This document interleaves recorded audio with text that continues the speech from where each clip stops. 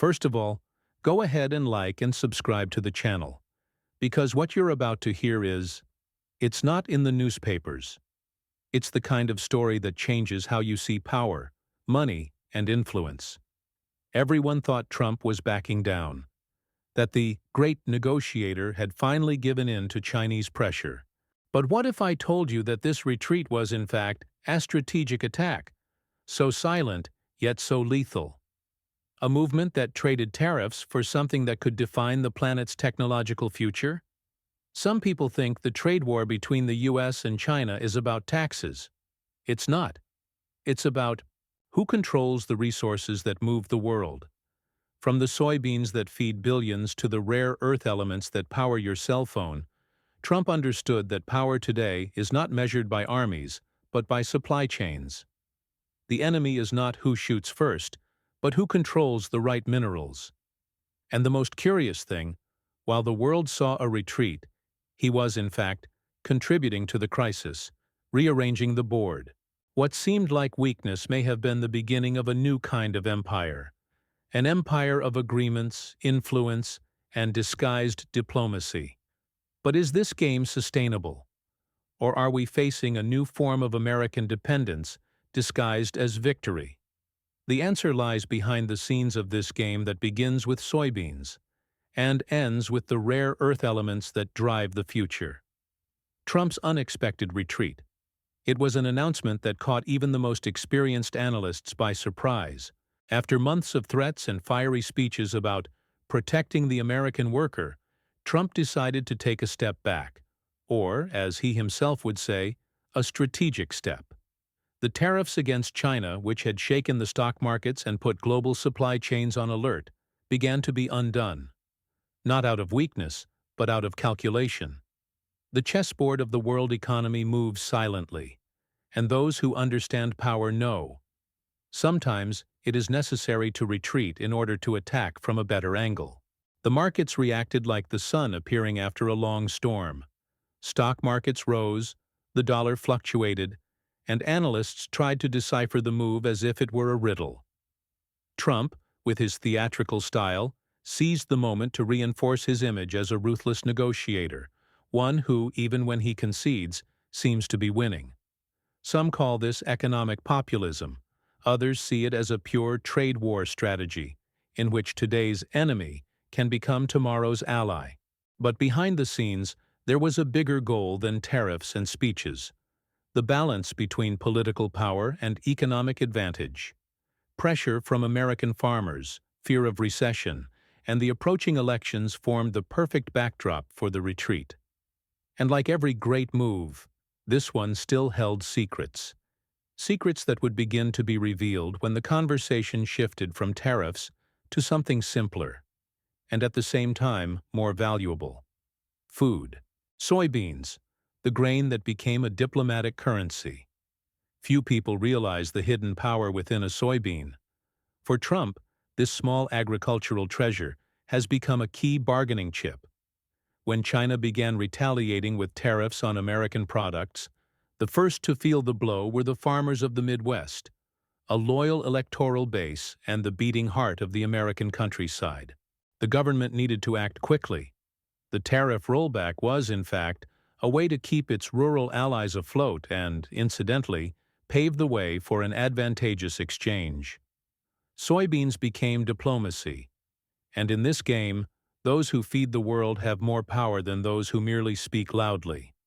While analysts focused on speeches and headlines, what was really being negotiated was food. China, the world's main buyer of soybeans, saw the opportunity to replenish its stocks as a chance to ease political tensions and ensure internal stability. Trump, on the other hand, realized that by offering grain, he gained something even more important: influence. It's curious how geopolitics sometimes fits into a bag of feed. What seemed like mere commerce became a symbolic exchange: power for supply, hegemony for abundance.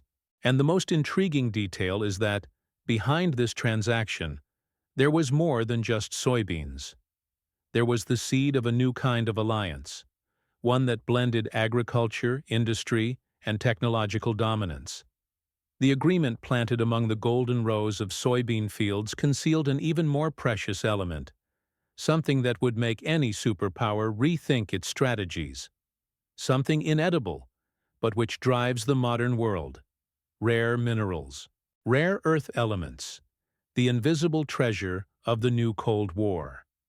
While the world focused on soybeans and tariffs, Trump and Xi Jinping saw something far more valuable: rare earth elements. These minerals, with their almost unpronounceable names, are at the heart of modern technology. They're in cell phones, airplanes, electric cars, missiles, and even satellites.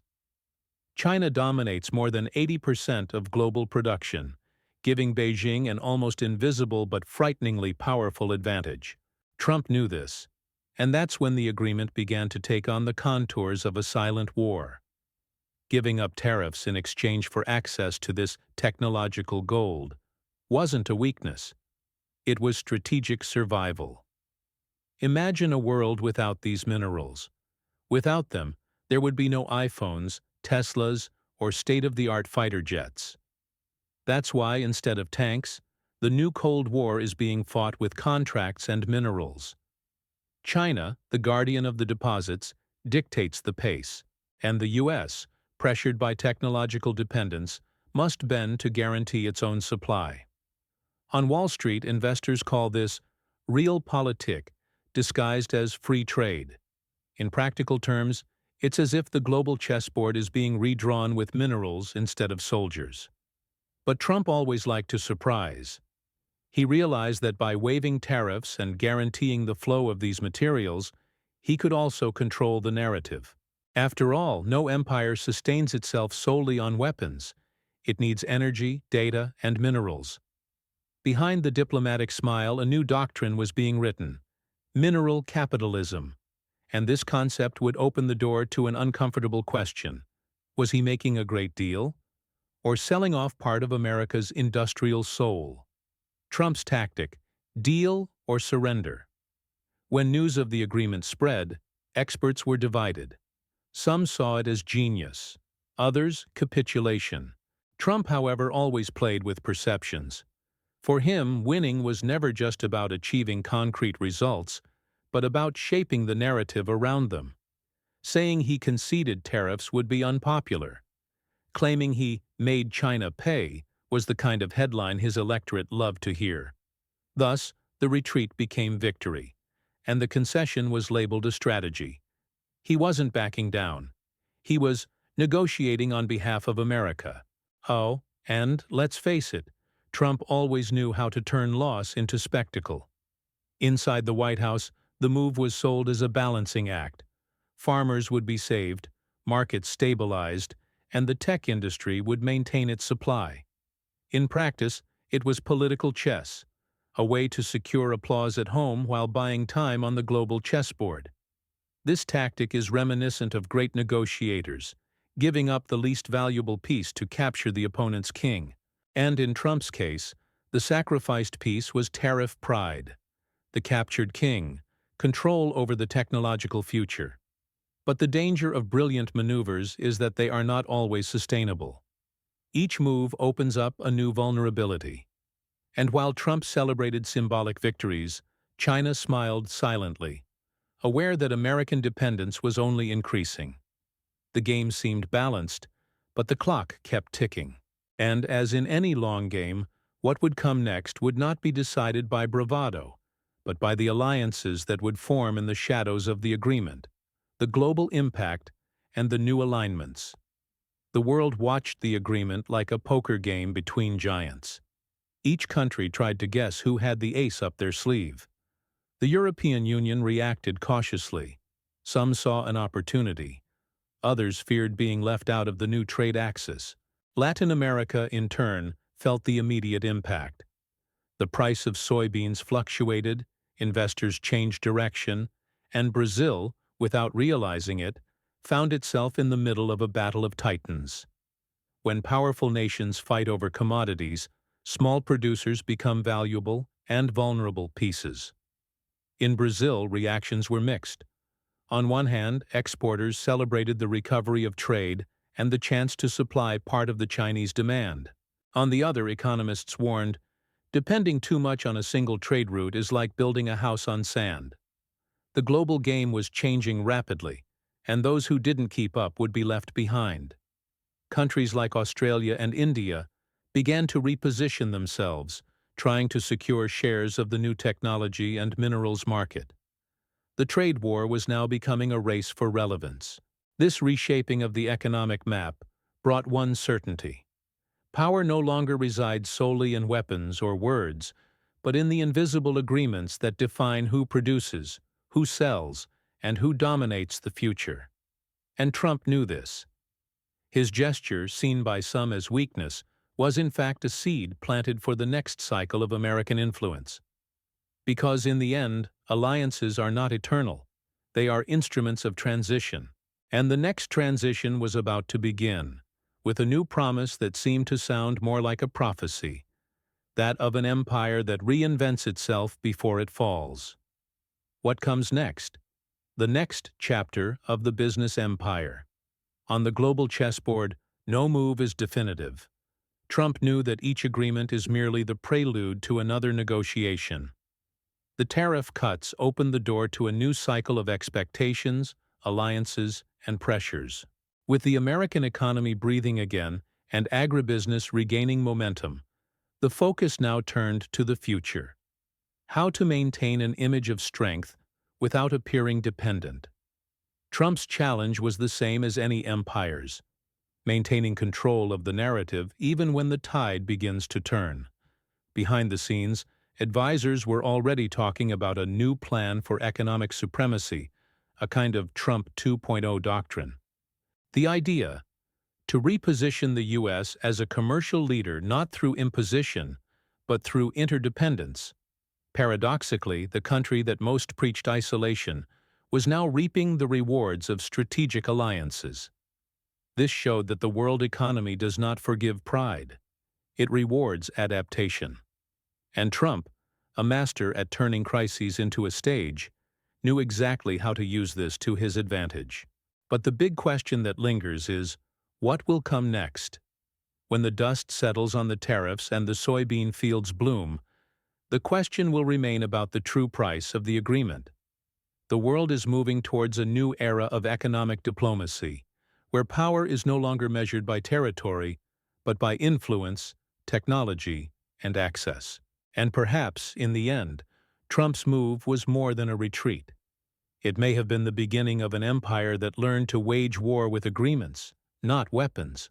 Did you like this introduction? Or would you like me to make any adjustments, such as expanding it, changing the tone, adding more interesting facts or emphasis to the CTA? You said, yes, calling to get an ebook about signs of the next war. ChatGPT said, introduction, version with enhanced CTA. First of all, already, leave a like. Subscribe to the channel and turn on notifications. Because what you're about to discover here, it doesn't appear in the news. And take advantage of it. The link to free ebook, Signs of the Coming War.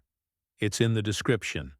There, you'll understand how decisions like this, silent, political, and economic, are shaping the landscape of next major global conflict. Everyone thought Trump was backing down, that the tariff hike had lost momentum, that the most unpredictable man in world politics had finally given in. But what if I told you that this retreat was a disguised strategic attack, that behind the handshakes and promises of commercial peace, there is a backroom deal? Tariffs for power, taxes for minerals, soybeans for influence. Trump didn't give up.